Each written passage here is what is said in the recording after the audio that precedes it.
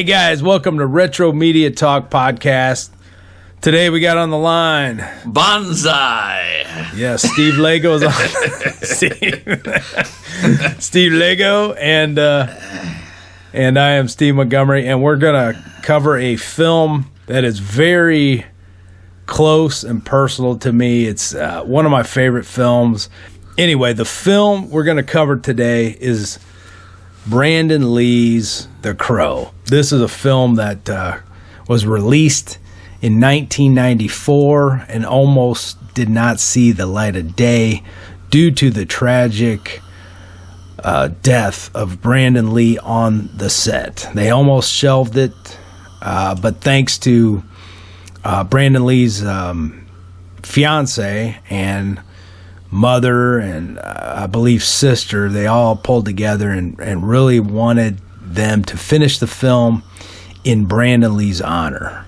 He was born in 1965, February 1st, 1965, and he tragically died at 28, March 31st, 1993. So the film was released a year later. And it's amazing that this film actually was released. I think anybody that watches it will just be blown away if you've never seen it. But let's go ahead and give a synopsis of the film so people who haven't seen it will know really what it's about before we get started. So basically, it's a poetic guitarist, Eric Draven, is brought back to life by a crow a year after he and his fiancée are murdered.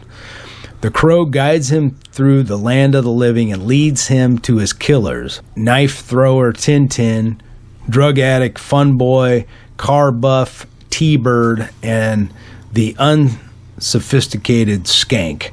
One by one, Eric gives these thugs a taste of their own medicine. However, their leader, Top Dollar, a world-class crime lord who will dispatch his enemies with a Japanese sword and joke about it later, will soon learn the legend of the crow and the secret to the vigilante's invincibility.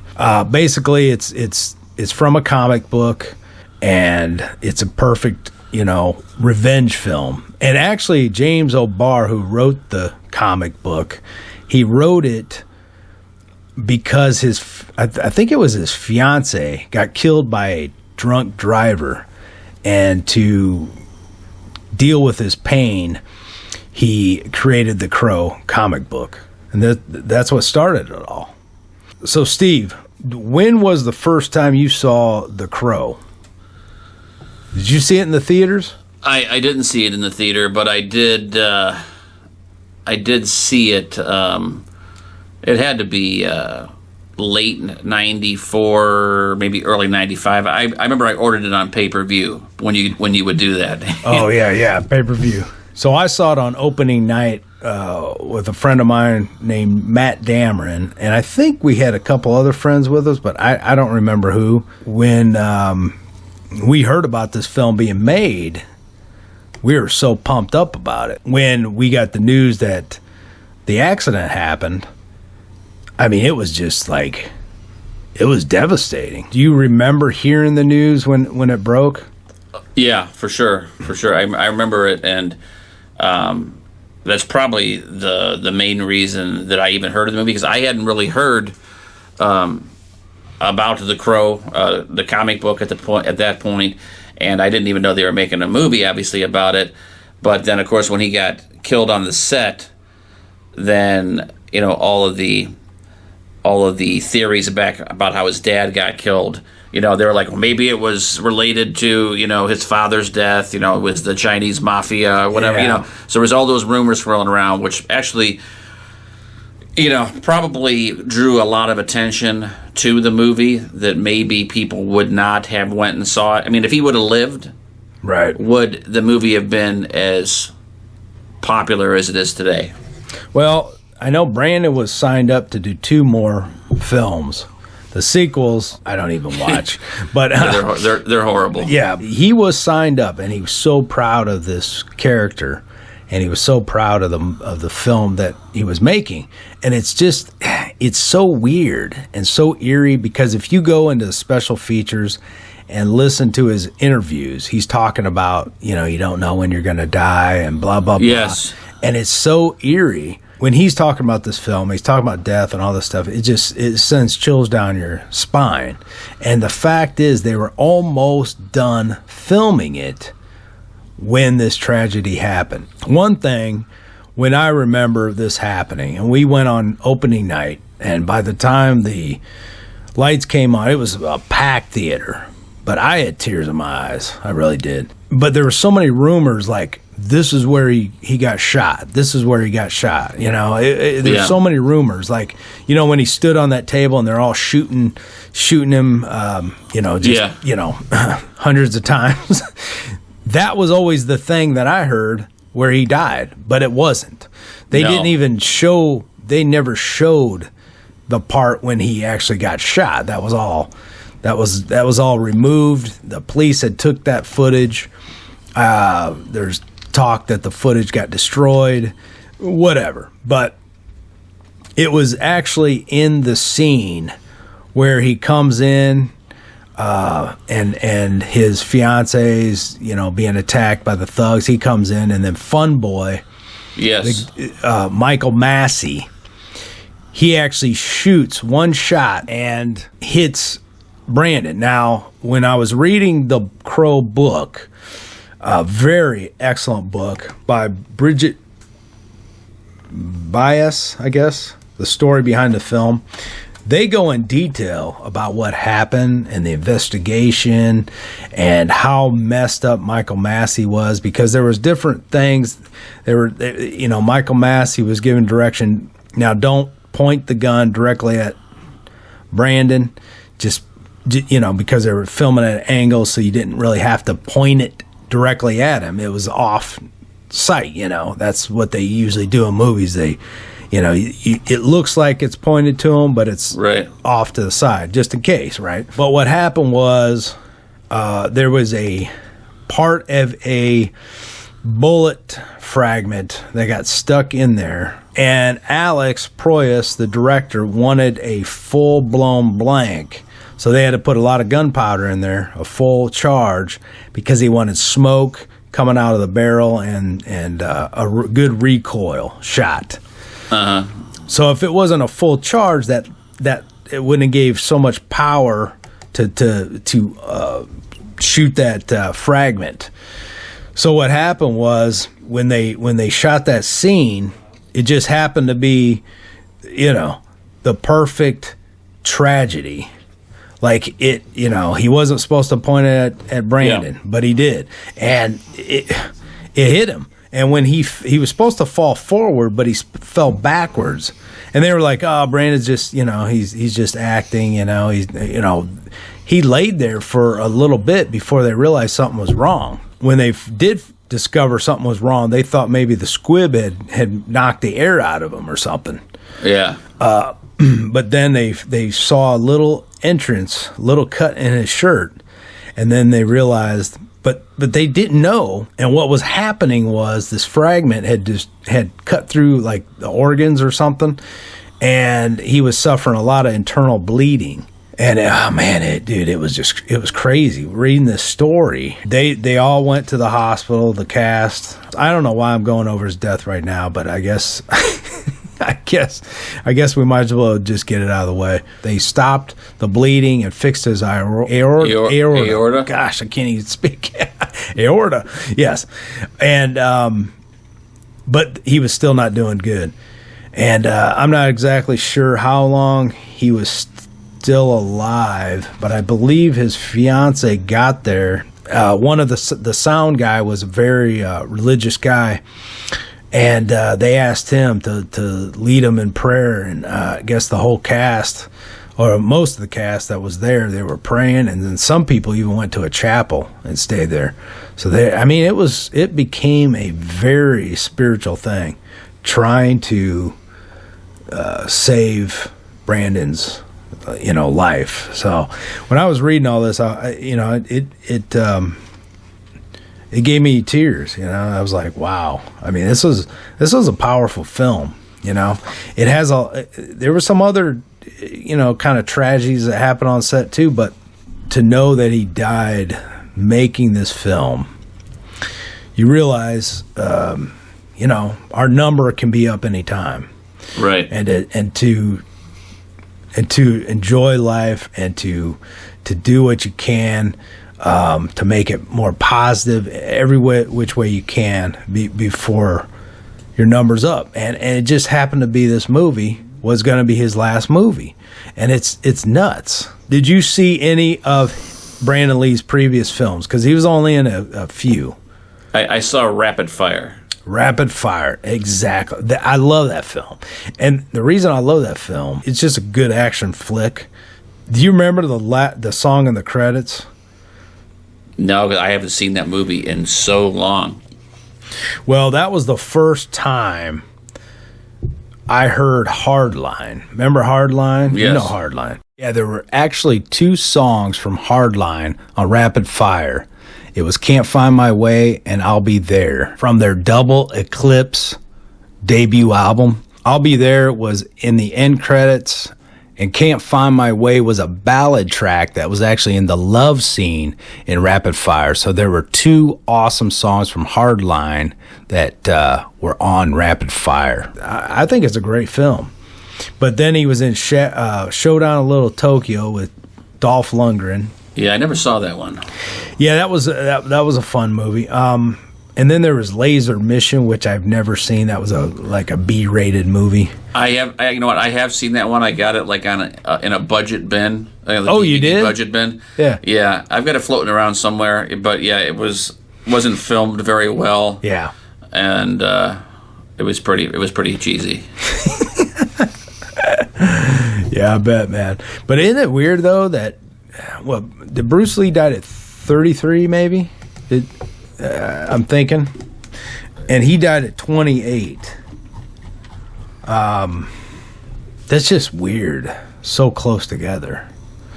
Yeah. Wasn't it 33? Well, let me see here. I guess I could. I want to say. Yeah, I want to say you're right. 32.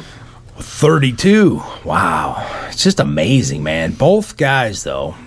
I mean, yeah, Bruce Lee. He wasn't in very many films, really. Who, Bruce? Yeah, he wasn't in that. Bruce was in, well, I mean, he was in a lot of American films, Right. Because, when Bruce Lee died, there was talk that the Chinese mafia had him killed. Yeah.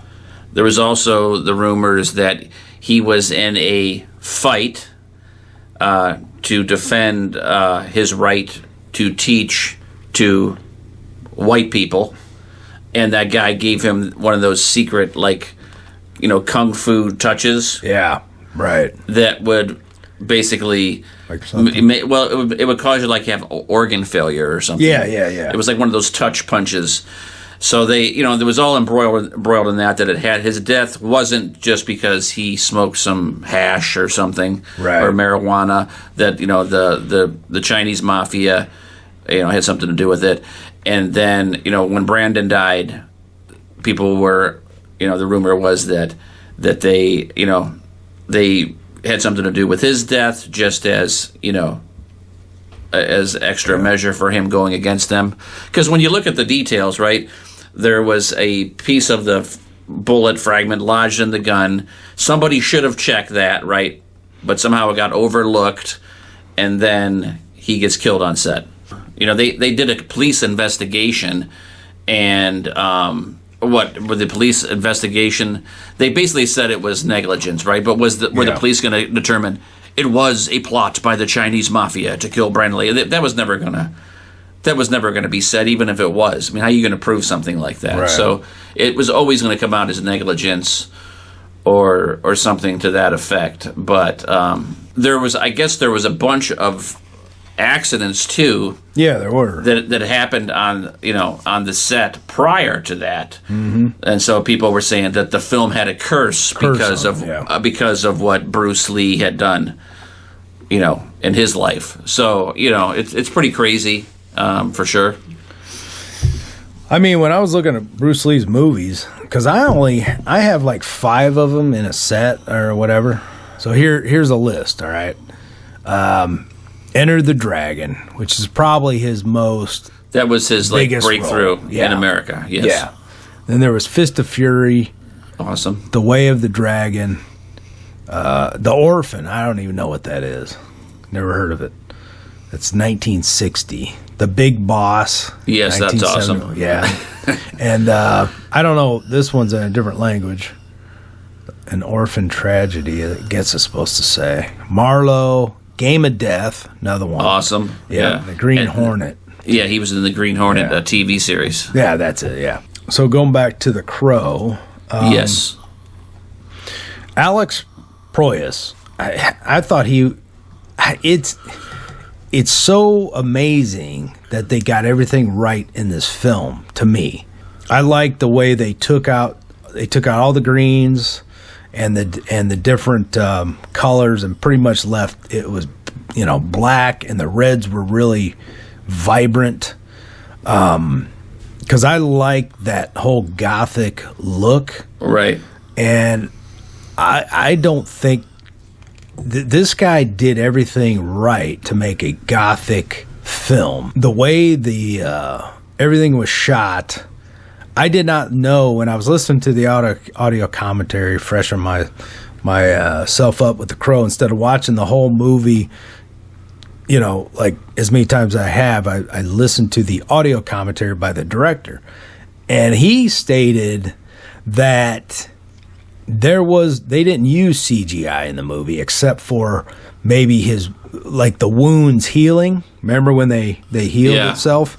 Uh-huh. But I always heard they used CGI for his face and stuff, like where the scenes they had to finish. Well, from what I remember seeing behind the scenes, and all the scenes that they had to finish, they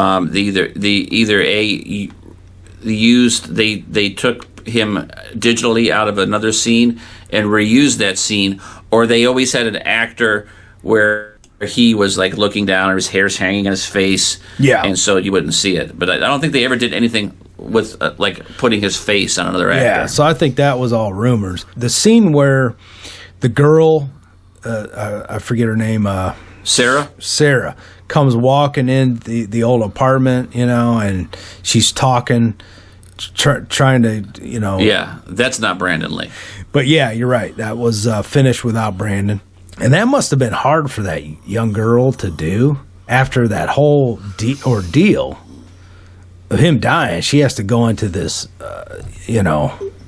old apartment and finish a scene calling out his name and all this stuff. And it's just got to be a psychologically hard thing to do. I don't know if I could do it, man. It'd be hard. But yeah, I guess if you think, look, I'm doing this for Brandon, maybe that fixes it psychologically. But you were mentioning about the look of the movie, and I was thinking about it the other day too, is that they get murdered at nighttime and on Devil's Night, right? Yeah. And then basically the movie starts out after the murder and stuff. Then it starts out the night before Devil's Night, and then it goes on to Devil's Night. So the whole movie is shot at night. There's no daytime at all in the movie. Right. Yeah, it's it's set. It's supposed to be set in Detroit, and Devil's Night. It looked like it, didn't it? Yeah. Oh, yeah. And Devil's Night was a thing in Detroit where they burned down, burned buildings and all that stuff. So it was a real thing. And then they cracked down later. But yeah, it was a real thing in Detroit where they would start fires and vandalize everywhere on the night before Halloween. So that's where that came from. Now, the one thing that was changed in the comic book, it said the Crow was a handyman or something. Like Eric Draven was a handyman. He wasn't a musician. So Alex Proyas changed that. He wanted him to be a guitarist. And I was like, dude, that's brilliant. Because I can't see Eric Draven being a handyman. The look of Brandon, he was a rock star. Yeah, he looked like a rock star. So, yeah, I thought that was a great change. You know, he's a guitarist. Well, it definitely made it more interesting, that's for sure. You know what I mean?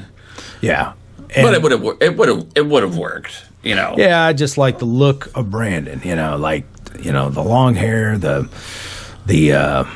clown makeup, it just fits so perfectly. But I think it would be one thing he said in there in the audio commentary. He wanted this to be a rock-driven soundtrack. Well, yeah, that for sure. I was thinking that as well. I mean, the movie would not have been the same without this soundtrack, you know, and even the score. Yeah, for sure. And you know the actual musical acts they had on there. I don't like a lot of them because it was that era and time where music was in a transition and all this alternative grunge nonsense was coming into play. Yeah. But it worked with the movie. It really did. You know, even with the Trent Reznor, the Stone Temple Pilots song. What I didn't know is that there was a Pantera song. I know. You know that? Yeah, there's a Pantera. I never knew that. Yeah, and I've got the soundtrack too because I was never a Cure fan, but I love that song "Burn." It fits perfectly with that movie. Alex is a rocker. I mean, he likes rock heavy music, and he liked the industrial type of metal that was coming out. So that's kind of, he thought that fit with the whole goth scene, and it did. I mean, totally. Yeah. And then what was the other thing? Graham Revell did the score, and that is by far one of my favorite soundtracks. Just something about Graham Revell's score with the drums and everything. It was just that eeriness to it, but it had so much rhythm. And I think between the soundtrack and the score, it was perfection. Yeah, they did a hell of a job with getting that right. And one thing I didn't realize when I was listening to the audio commentary also, dude, is they used a lot of miniatures and a lot of, you know, models and stuff. So that city and stuff, a lot of that is miniature. Like the helicopter was a model, all this stuff I was finding out. I was like, you got to be kidding me. So, because it was so low budget, because they didn't have the budget for all this big stuff. So it was cool to find all this stuff out. It's amazing what they did. And some of the sets that they did, you could tell that they were sets, but it just fit with the movie regardless. You know what I mean? It just fit, even though you knew it was like a set, like the cemetery. Yeah. You know, on the top when they're fighting. Yeah. You know, you can tell that's a set, but it just kind of fit with the feel of the movie. Yeah, it does. Yeah. Let's talk about what Alex Proyas also directed. Me and you are both fans of his second film that came out after The Crow in 1998. It came out, Dark City. Yes. And the only reason I want to bring that up is because Dark City was dark. And he admits in the commentary where he loves, like, dark cities at night. So yeah, it fits. But he also did, which I've never seen it, Gods of Egypt is his latest film. I don't know if that's even any good, but yeah, it wasn't bad. It was the guy from Game of Thrones and the guy from 300. Oh, I was looking on here. Yeah, I saw those guys in it, and I was looking on there, and he was nominated a Golden Raspberry Award for Worst Picture and Golden Raspberry Award for Worst Director. Can you believe that?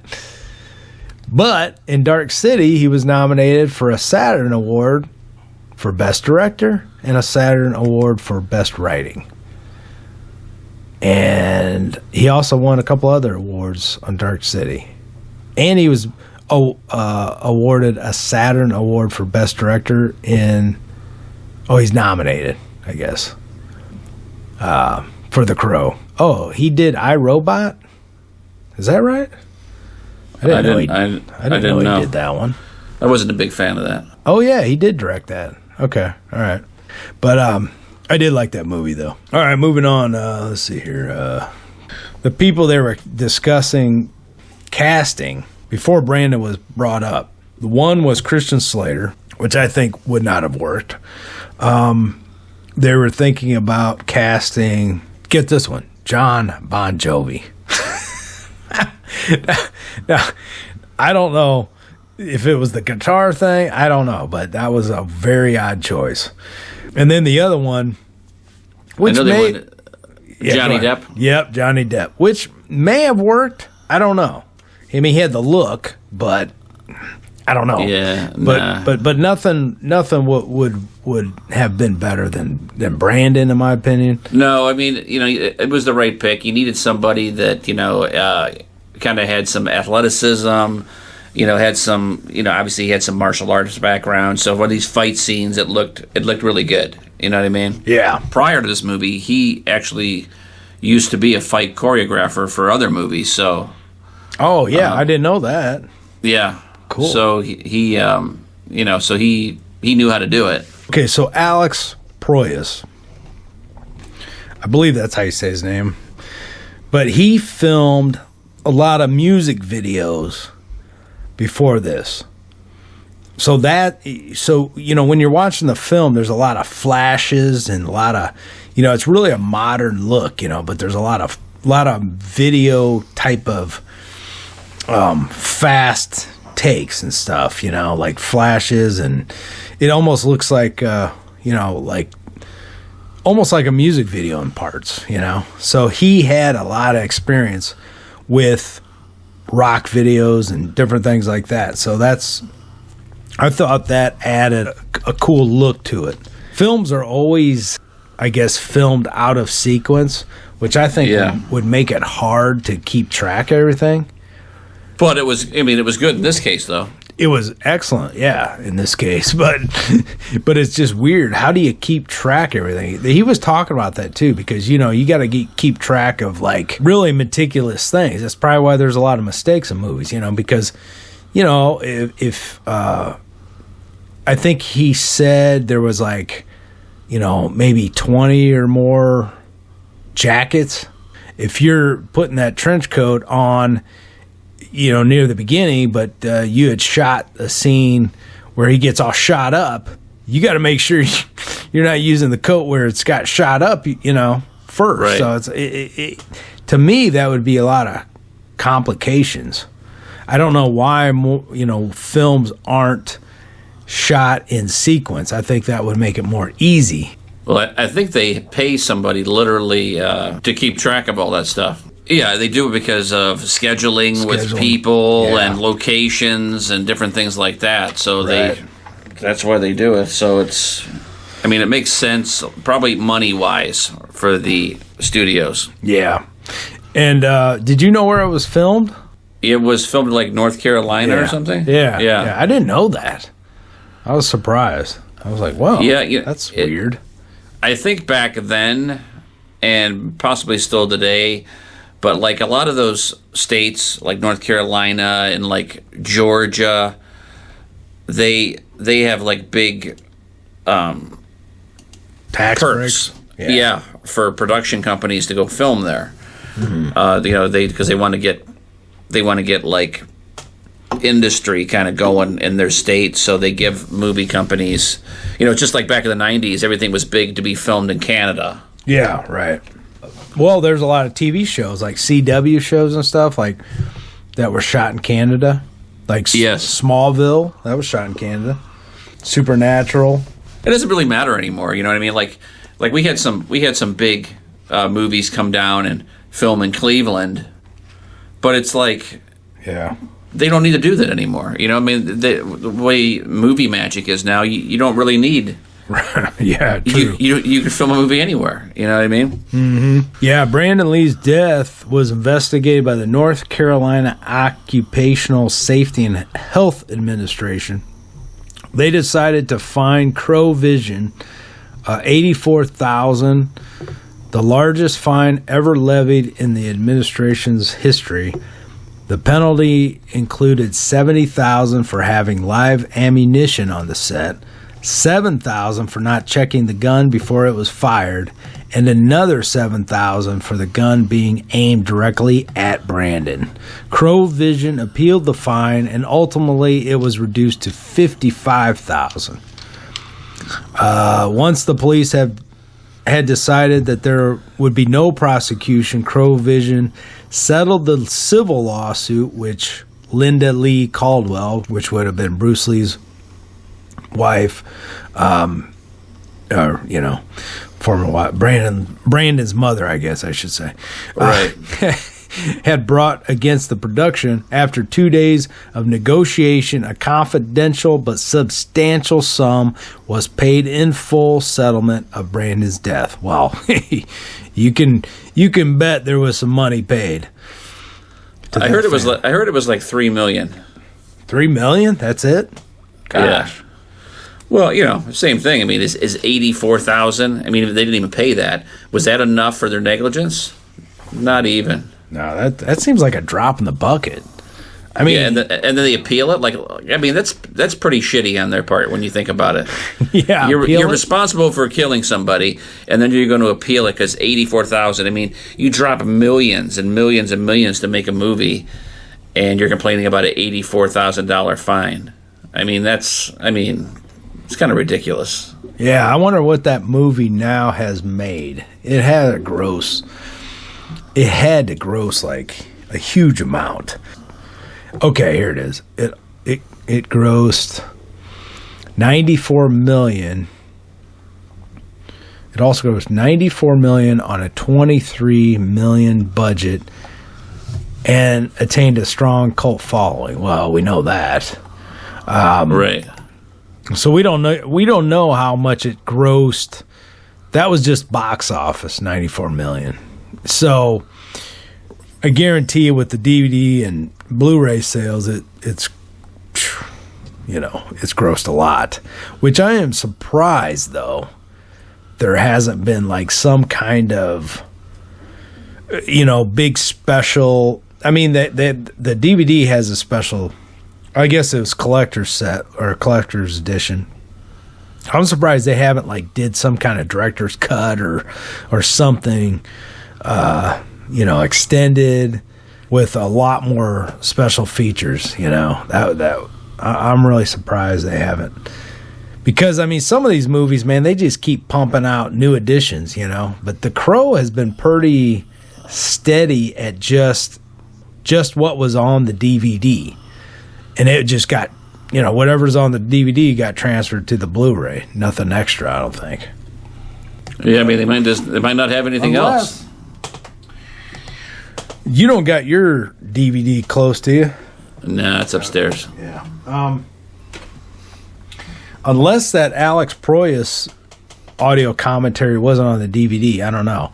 Because when I popped in the Blu-ray, I didn't see another audio commentary because the other one has the producer.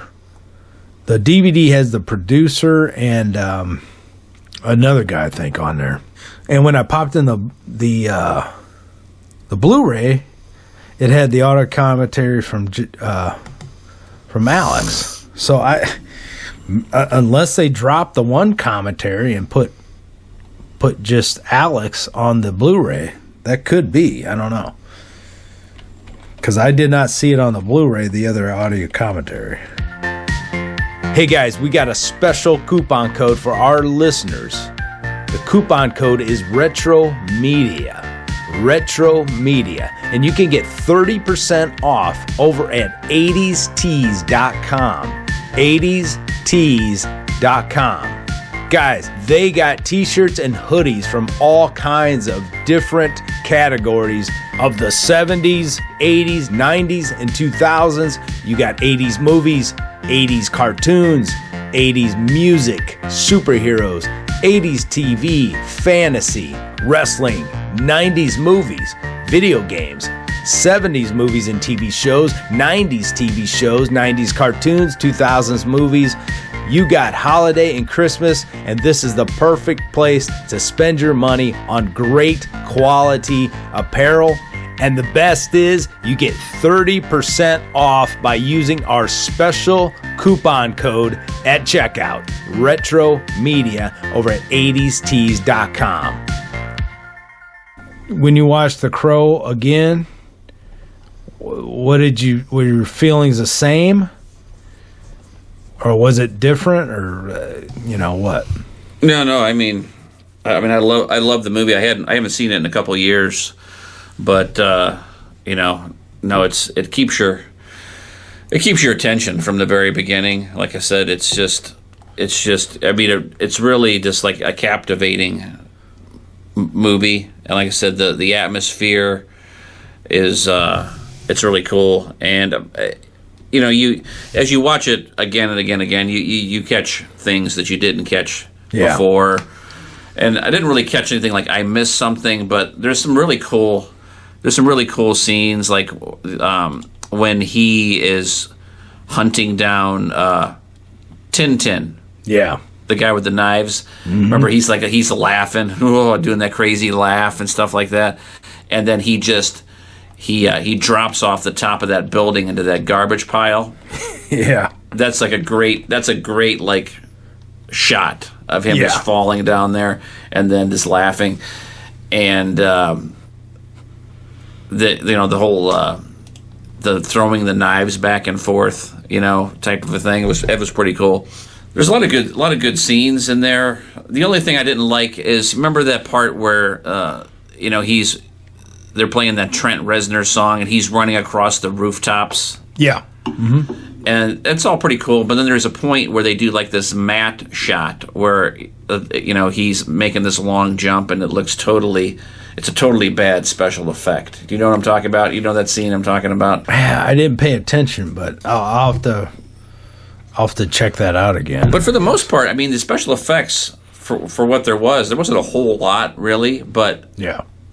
They were all pretty good. That was the one that really stuck out in my mind. Yeah. Actually, I did discover something new when I watched it this time. Is I didn't realize that Michael Wincott's character, Top Dollar, which they don't even mention his name in the movie, right. But that's his character. Yeah.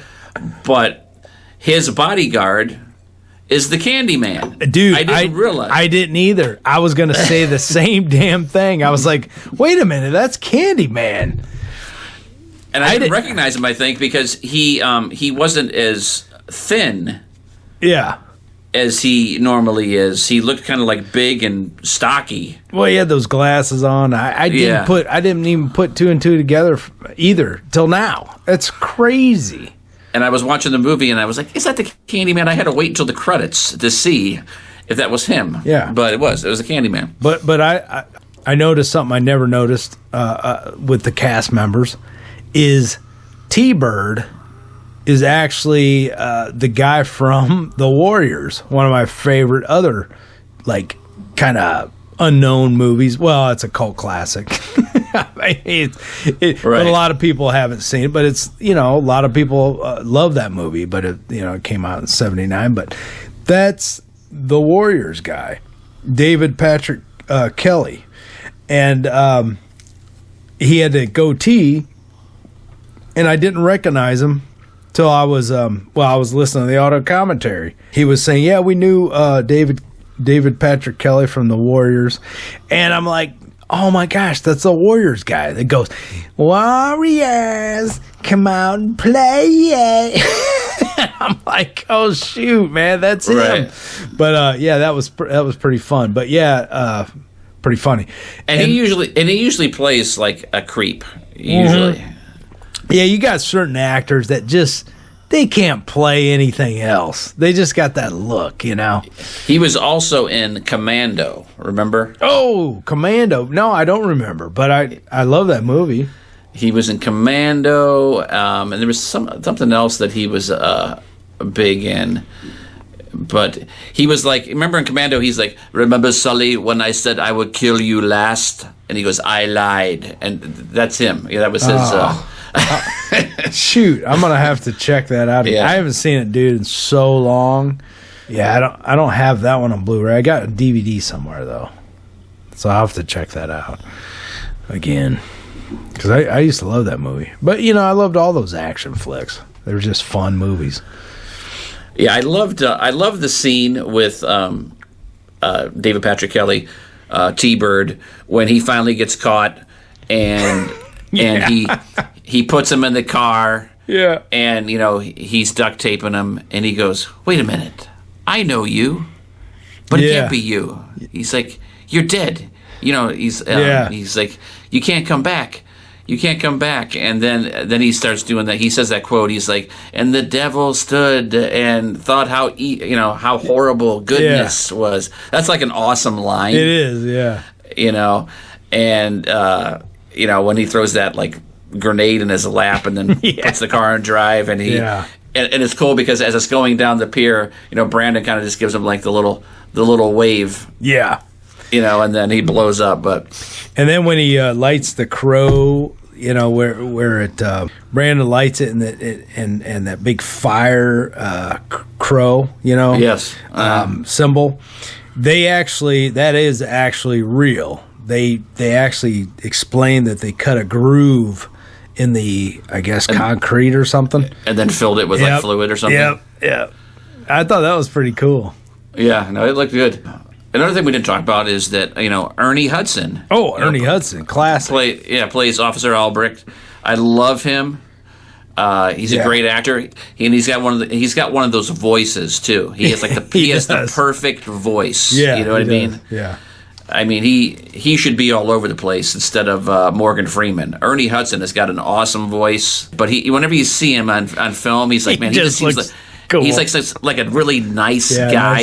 Like you would love to. You'd love for him to be your neighbor. Hey, Ernie, how's it going? And just he seems like a really cool guy. And I think he did a really good job in this movie. Because he was just like the smart ass, especially to his detective. They Alex explains that he really had to kind of really convince Ernie about this. Remember the scene where he's in the his apartment and he's in his underwear with his boxers and his hat on. Yeah, Ernie did not want to do that scene. He's like, that scene's stupid. I don't want to do it. And he really had to convince him to do it. But I love that scene because when Brandon goes, "Yeah, you still got your hat on," or whatever. Yeah, that's just funny, dude. There's some funny parts in the movie. Good lines. There's tons of good lines, especially like I said, when he was arguing with his supervisor, and he goes, "That's blood, but you might call it graffiti." Yeah, yeah. It's So one thing people might not realize that the film's not all. It's dark, but it's got some comic relief in there too, with some of the kills and different things. There's some funny stuff. And there's another good scene with Ernie and Brandon where he's like, he sees him and he's like, "Stop!" And Brandon's like, "I thought the police always said freeze." No. He's like, "Stop or you're dead." And he goes, or no, he goes, "Don't move or you're dead." And he goes, "I'm dead and I move." Yeah. Yeah, that was a great line.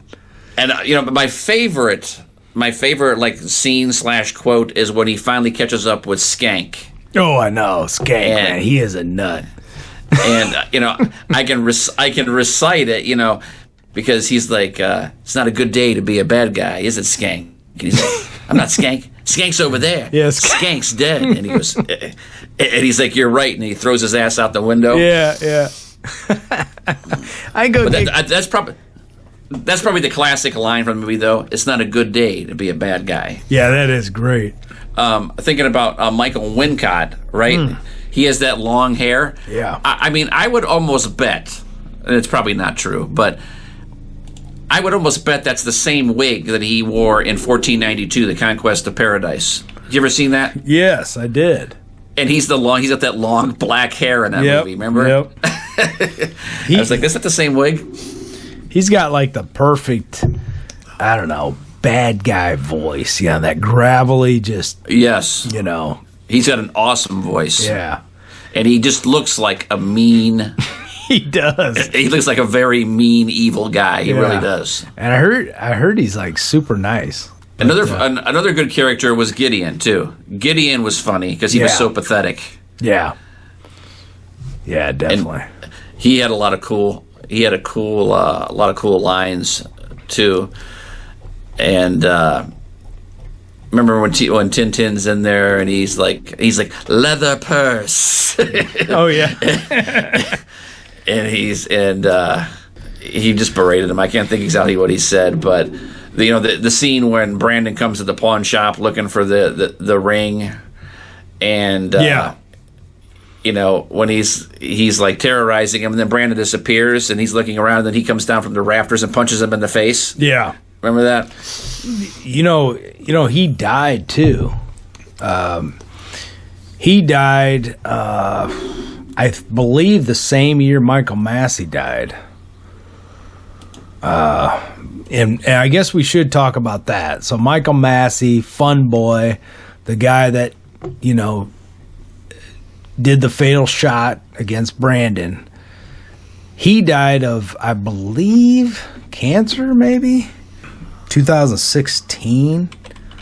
Let me make sure. Yeah, he died in 2016. And I don't remember what it was. Was it cancer? Yeah, stomach cancer. That's what it was. But he never did get over that. We should talk about that. I guess he was very, very disturbed. I mean, he took it very hard, which anybody would. I mean, it's but he never got over Brandon Lee's death. Supposedly, he said he had nightmares all the way up until his death about it. Yeah. And I read somewhere that he never watched the movie. Wow. Isn't that something? Hey guys, do you like Star Wars, Funko, Marvel Legends, McFarlane toys, Legos? Then I got a special coupon code to save 10% over at Entertainment Earth. Use my special coupon code CRAZETV with a K, KRAZETV,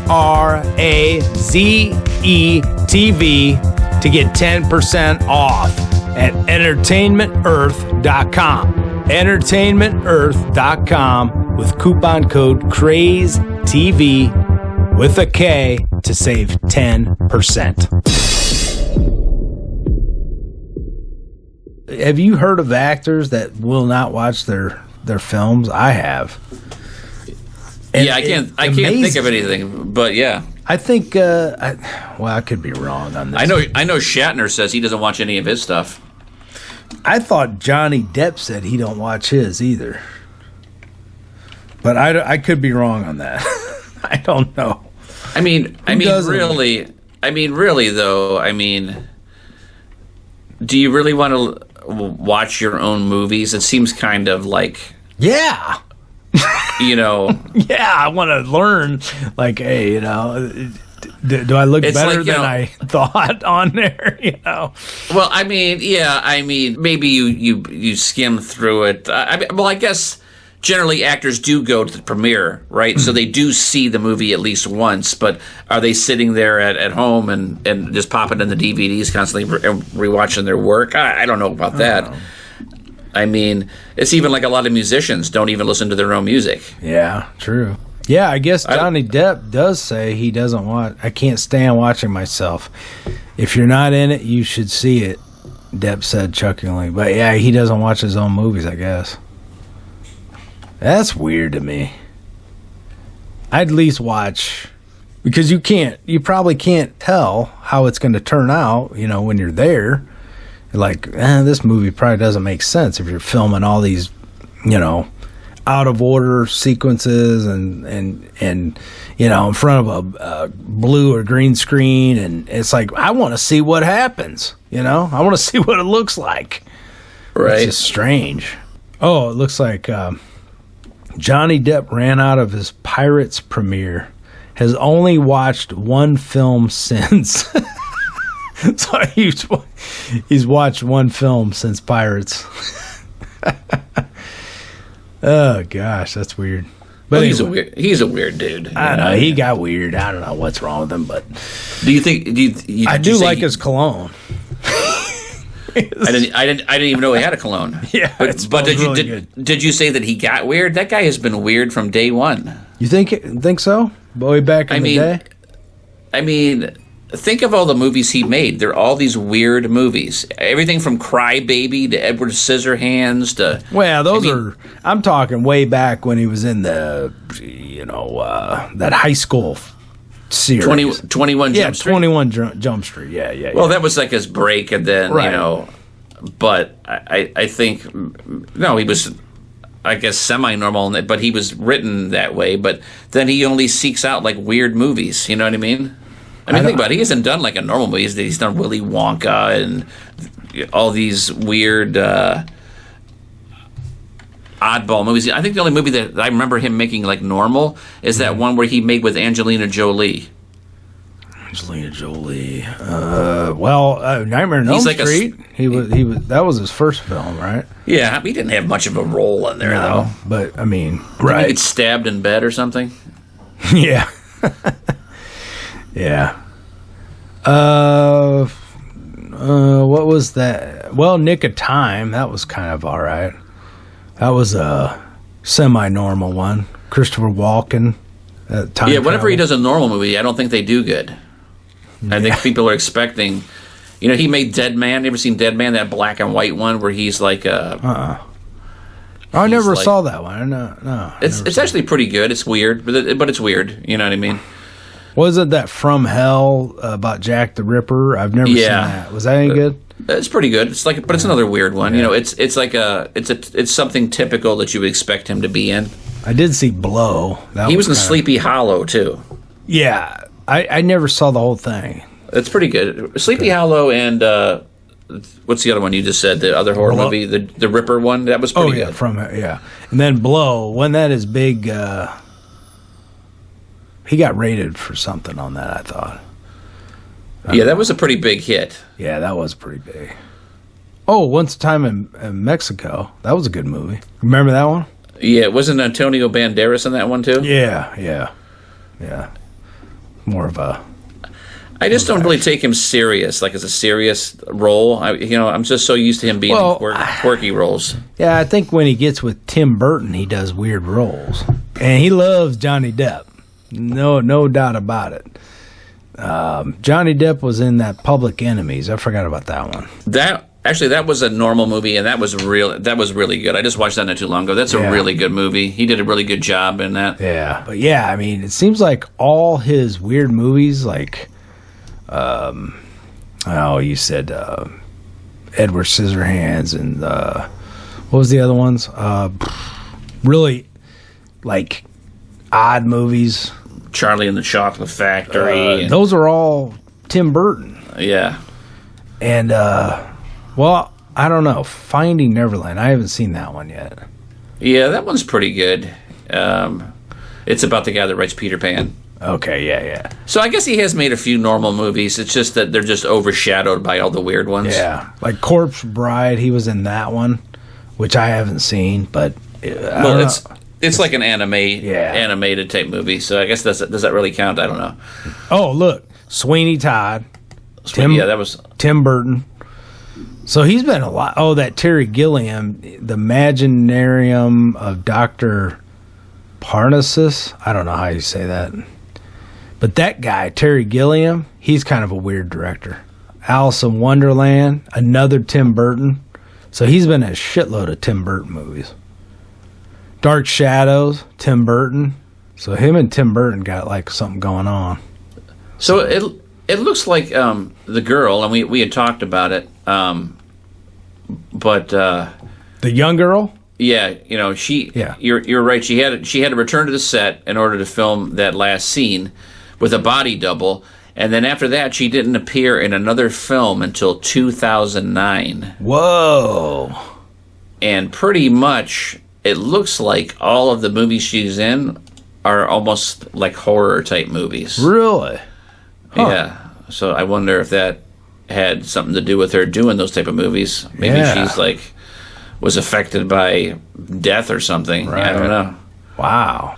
Yeah, I mean, this movie, like I said, after it came out and it was really successful, then it spawned a lot of sequels, and the second one wasn't bad. It was okay. Stairway to Heaven, I think, or something. No, like City that. of Angels. Oh, City of Angels. That's right. Not that one was okay. What am I? Where did I get Stairway from Heaven? Was that a TV show, maybe?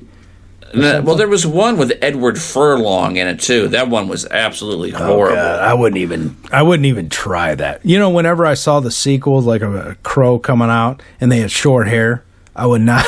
I would never give it a chance. But the second guy, I mean, he didn't have long hair, but it was like to his chin. Well, that's fine. Whatever. I mean, I just can't do short hair crow. But he was pretty much an unknown, almost. Vincent Perez. But it wasn't too bad. I remember Iggy Pop was in it, and Thomas Jane was in it. It was pretty good. But yeah, it went. I mean, nothing can top the original. Yeah. Yeah, I think it's just one of those movies that you just can't. You can't make a sequel. You just can't. Maybe someday they'll redo the story, like big budget, and redo the Brandon Lee movie. Maybe. Yeah. The thing about it is that I was thinking about it. The story's nothing new, right? This story's been told a million times, right? Right. Somebody's loved one, gets killed, and this person goes out back and kills them. Yeah, vengeance stories. this just has a little bit of a supernatural, to it. But I mean, it's the same thing. It's like Death Wish. It's like The Unforgiven. It's like all these movies where somebody gets killed, and I'm going to go out now. I'm going to go out and just hunt you down and murder you. You know. So, but I like those stories. I do like vigilante type stories and vengeance stories. I mean, I think we all do, because when something bad happens, you love to watch a movie where somebody gets it in the end. Yeah. That you hate. I always remember being a kid and hearing about the accident on the Twilight Zone movie set. Yes, the helicopter guy. Yeah, where Vic Morrow and those two kids basically get beheaded. Yeah. By the chopper. Wow, that was unbelievable.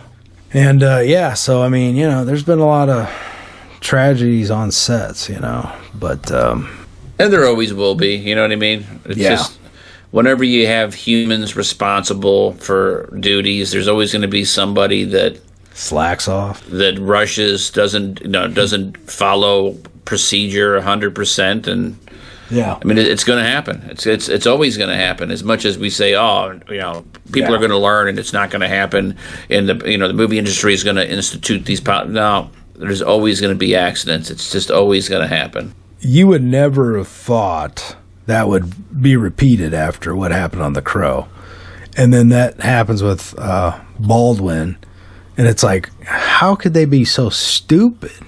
And me as an actor. I mean, if I was an actor and I knew I'm going to be in a scene where somebody's going to be pointing a gun in my direction, I'm going to be like, listen, before we film this scene, let me check this gun. Yeah. You know what I mean? Yeah. I'm going to make sure, hey, I'm going to watch you physically check this gun. I'm going to make sure you're going to put something through the board and make sure there's no projectile in there. And, you know what I mean? I'm going to, I mean, why wouldn't you? I know. Even though I take a multivitamin, I also like to take superfoods. And the best superfood I found on the market that tastes just amazing is Brick House Nutrition Field of Greens. Real organic superfood. One scoop of Field of Greens gives you the full spectrum of colors with fruits, veggies, herbs, spices, and more. Helps with your overall well-being by aiding in antioxidation, lipid metabolism, and glucose metabolism. Since Field of Greens is made from real foods, It's technically not a supplement. This is just pure whole foods, guys. And you can get a discount right now by using coupon code HEALTHYLIFE. Just plug that coupon HEALTHYLIFE before checkout in the coupon section and get our exclusive discount.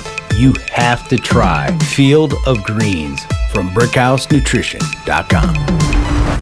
You know, we never discussed. Well, we kind of did, but not really. Yeah. So, do you think that the movie would be as popular and as widely loved if he had not died?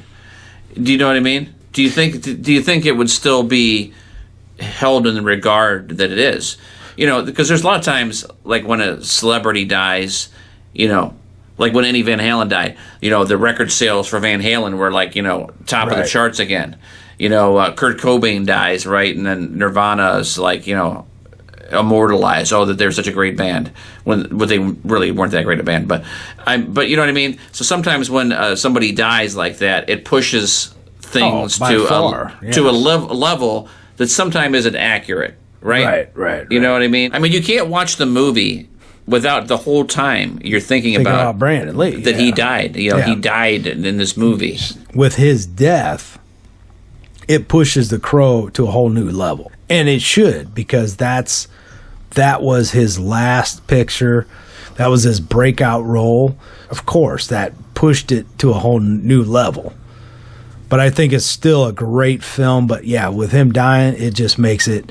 Look, dude, I'm not gonna have a tear in my eye at the end of The Crow if he's still alive, right? You know, right. Because I literally get choked up. So in the end, when he meets with his fiancée, in the end, in the supernatural realm, my mind's going. I'm like, gosh, that is just a powerful ending, and it chokes me up, because knowing that he really is gone on to the afterlife. So it just really amplifies the film for sure. When did you watch the movie? Last night? Yeah, I watched the movie last night. Did you watch it by yourself? Yeah. But I did the audio commentary. Did you have a box of tissues next to you? No, I mean, with the audio commentary, I didn't get choked up on that one, because, you know, you don't get the whole full music experience and all that stuff. But I watched it not too long ago, maybe a few months ago, and I got choked up. Yeah, I did. You know, I didn't cry like a baby, but I had a tear in my eye going, gosh, man, that was powerful. You know? Right. And I watched the interview again last night on the special features. I also watched that, and that kind of choked me up a little bit. You know, you got a little moist in your eye area. Yeah. You know, I mean, I'm a sensitive guy, dude. Yeah, I know. Hey, I cry all the time when I watch Saving Private Ryan, and I cried during Forrest Gump. Oh yeah. Yeah, I mean, you know, hey, you know, it's good. It's good to have emotion, at least. Yeah, I know people that you know, they never cried during any movie. You know, or it's just like, are you crying? You know, I mean, it's like, yeah, you know, that means I got a soul, right?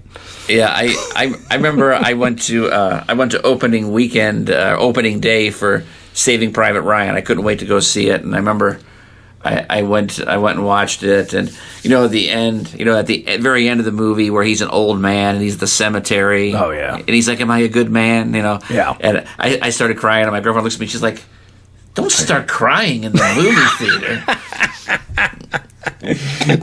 Well, I'll watch some movies alone because I don't want to get caught crying. Yeah, I went and saw last time, or The Passion of the Christ, right? Yeah. And sure enough, dude, there was like waterworks, and of course, you know, I sat and rode by myself, and I was sitting there looking, making sure nobody was seeing me cry. Yeah, I would have to wear sunglasses on that one. I say I'm putting the sunglasses on when I walk out of this theater. I'm admitting this on a podcast. So I watched The Notebook by myself with headphones. And did you ever see that movie? Yeah, my wife forced me to watch it one year. Now we watch it every year on our anniversary. That's like my thing to please her. Yeah. Okay, all right. Well, I cried like a baby on that one. I mean, the tears just kept coming down my face, and I was like, man, I'm gonna get caught. So what part of that movie made you cry? I'm just curious. The part when she was basically when you find out that he's, James Gardner is the guy.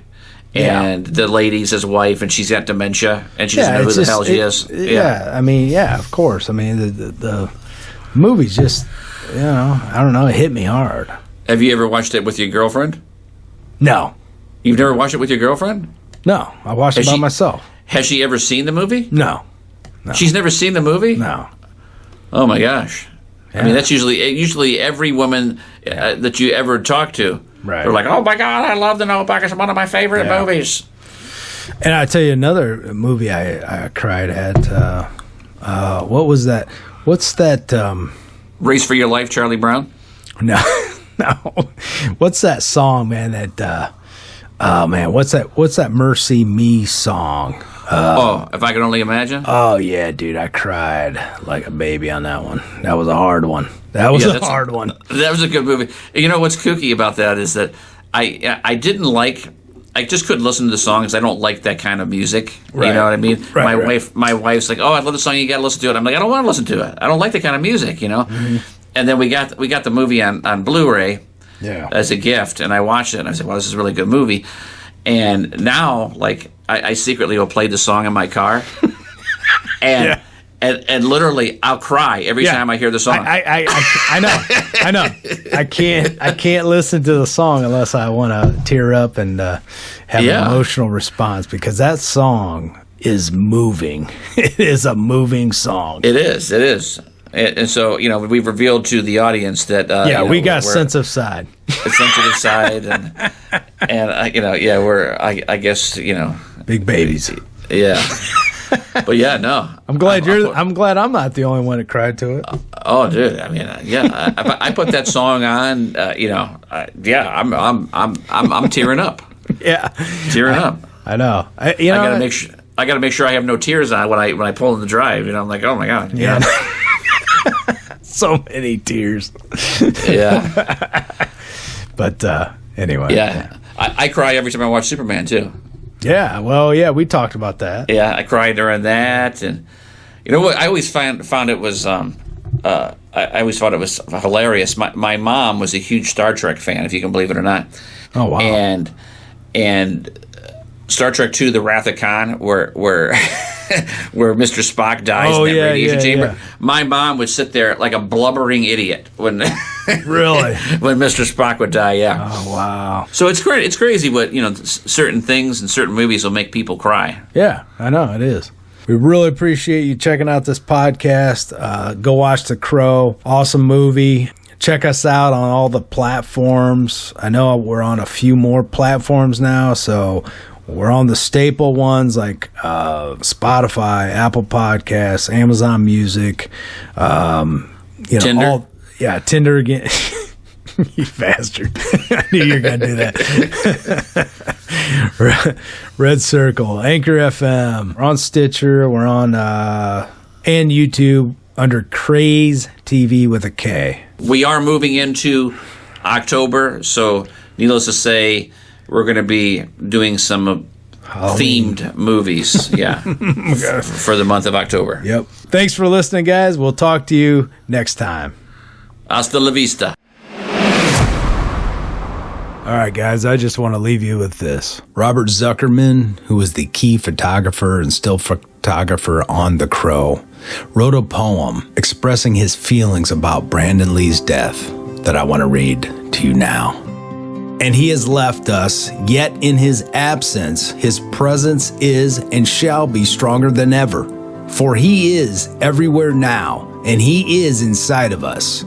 We who witness the brilliance of his flame ring the plains of starry dawns. We who stand in the pure reign of his divine and noble spirit are now its blessed, honored keepers. Within and through us he shall live on, and our lives shall ever be enriched by him in ways wondrous and untold. Fly high, dear friend.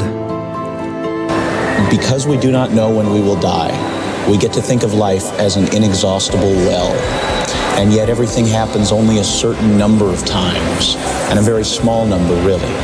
How many more times will you remember a certain afternoon of your childhood, an afternoon that is so deeply a part of your being that you can't even conceive of your life without it? Perhaps 4 or 5 times more, perhaps not even that. How many more times will you watch the full moon rise? Perhaps 20, and yet it all seems limitless.